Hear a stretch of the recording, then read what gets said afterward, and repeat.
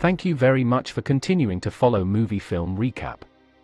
What I am going to explain to you today is about a person with autism kills his victims using a pencil, chemistry, and math laws. Before continuing, please take a moment to like, share, and subscribe to this channel.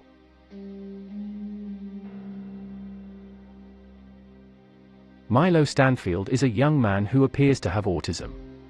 He observed a woman walking inside a florist store and purchasing some flowers. Milo is making intricate calculations to determine the causes and effects of everything going on around him. He observes a bicycle rider speeding and a passenger bus nearing a pothole. Milo then walks away from the pothole, sure that his scheme would succeed, after crossing the street and setting a ballpoint pen on top of a letterbox next to it.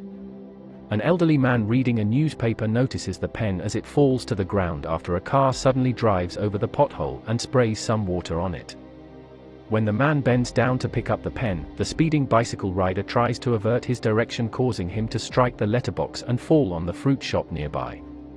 In no time there is chaos and fruits are scattered all over the footpath. The lady also notices this, but she continues on her way and begins crossing the road. Because of the commotion going around, the passenger bus driver gets distracted and drives past the red light. Unfortunately, he hits the lady crossing the road and kills her instantly. After that, Milo leaves the scene, satisfied that his plan had been followed. An FBI special agent named Olivia Dunham is a member of the Fringe Multi-Agency Task Force in the United States. Charlie, a different Fringe officer, welcomed Olivia. Charlie, the squad leader, directs the Fringe police during the investigation and supplies his teammates with all necessary supplies. Meanwhile, the director of the agency, Walter Nate, is discussing with one of the lab assistants, Philip Broyles. Here it's revealed that Olivia, who's inside the office, is not the real one. She's in fact a fake one created to fulfill her place in the agency. In the following scene, Charlie informs his crew about the 2 accidents that happened in 2 days and also mentions that a person has died in each accident. He tells his crew that the accidents seem to be routine and asks them to be careful during the investigation of the site. Moments later, the group arrives at the accident site and everyone spreads around to find some evidence or clue about the cause of the accident. Another Fringe officer arrived, Agent Lee. A young man who has his face ruined by burn marks. He joins Charlie and his team and begins the inspection of the site. On the other hand, Agent Lee searches the area and finds a ballpoint pen close to the mailbox while Olivia questions the cyclist. He is perplexed to find such an odd pen on the ground and assumes it has some connection to the case. Charlie and Olivia come up to him and inquire about the pen. According to Olivia, the bicycle rider claimed that an elderly guy had bowed in front of him, causing him to whirl and tumble over the fruit shop's baskets. Agent Lee finally reveals to everyone that the pen was the primary factor in the disaster, which caused a series of subsequent chain reactions. Back at Fringe headquarters, Charlie and Agent Lee can be seen trying their best to figure out the connections between the 2 accidents that happened in 2 different days. Agent Lee believes that the accidents are caused because of a distraction and the chain reaction caused by the ballpoint pen. He also spots a ballpoint pen on the floor in the picture of the other victim named Arnott, who worked in the Bryant Hospital. Agent Lee then immediately asks Charlie to inform Olivia about it.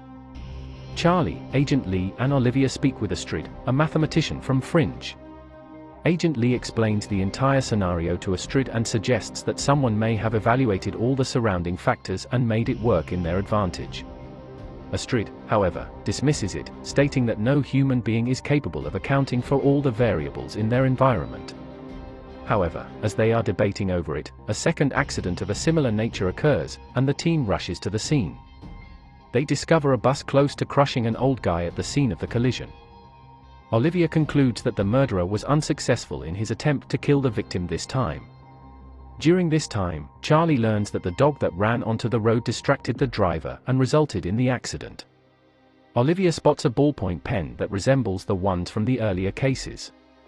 She then learns that the murderer is close. Milo is observing them from a bridge above. According to Milo's estimates, a bus comes up from behind and strikes a different man who is attempting to cross the street. Olivia runs to Milo and points a gun at him, threatening him to surrender. A bus changes its path and drives right under the overhead bridge. Milo then jumps from the bridge and lands on the roof of the moving bus and flees from there. Milo arrives at his home where he is greeted by his younger sister, Madeline Stanfield. Madeline informs Milo that she's been getting regular phone calls from the hospital, but Milo ignores her. Rather, he mentions that he can easily predict her actions. As proof, he completes her sentences and feels superior until Madeline shows him a horse toy that his mom gave him before she died. Olivia returns to work with Charlie. While inspecting the victims, she finds out that Arnott worked for Bryant Hospital while Julian worked for a company that owns a medical survey group at Bryant Hospital. The two immediately rushes to the hospital and meets with Dr. Levin. Dr. Levin shows them the video of his patients. In the video, Olivia recognizes Milo and asks Dr. Levin about him. Dr. Levin tells them that Milo is their patient who joined them for a drug trial, which is particularly used for enhancing cognitive abilities and intelligence. He mentions that Milo has gained the ability to use complicated mathematics accurately against anyone. It turns out that Milo is killing everyone who's trying to get control of him. After getting the information about Milo's guardian Madeline, Charlie and Olivia decide to go and visit Madeline. While they are exiting the hospital premises, Milo can be seen keeping an eye on Olivia and recognizing her patterns of movements. Charlie and Olivia arrive at Milo's house where they are greeted by Madeline. They inform Madeline about the cruel act that Milo has committed and ask her about his whereabouts. When Charlie goes to take a look at Milo's room, Madeline hands a letter to Olivia stating that she's going away from Milo and is fed up with taking care of him. In the letter, she's actually given them the location of Milo, which turns out to be a hotel named Patricia. Later, the duo decides to go and inspect the place without any backup. Meanwhile, Milo can be seen at the window of the Patricia Hotel visualizing the scenarios after Olivia and Charlie arrive there. With his ability to predict the events, he predicts that Olivia will chase him after she sees him there. Furthermore, she'll die when she stops to take an oxygen break while running through a construction site. Meanwhile, Olivia and Charlie make their way to the Patricia Hotel as Milo had predicted. Then, with Olivia and Charlie chasing after him, Milo rushes in the direction of a construction site. He makes every effort to track Olivia's activities while carrying out his murderous plans. However, contrary to what Milo had expected, Olivia continues running after a while and avoids a big number of bricks that were ready to fall on her instead of stopping for an oxygen break as a normal person would. Milo is shocked to see this and he soon gets caught by Olivia. This proves that Olivia is not from this universe. Charlie also arrives there and asks Olivia about why she didn't stop before for the oxygen break, but Olivia herself seems not to know about it. In the last scene, Milo is inside an isolated room containing a computer.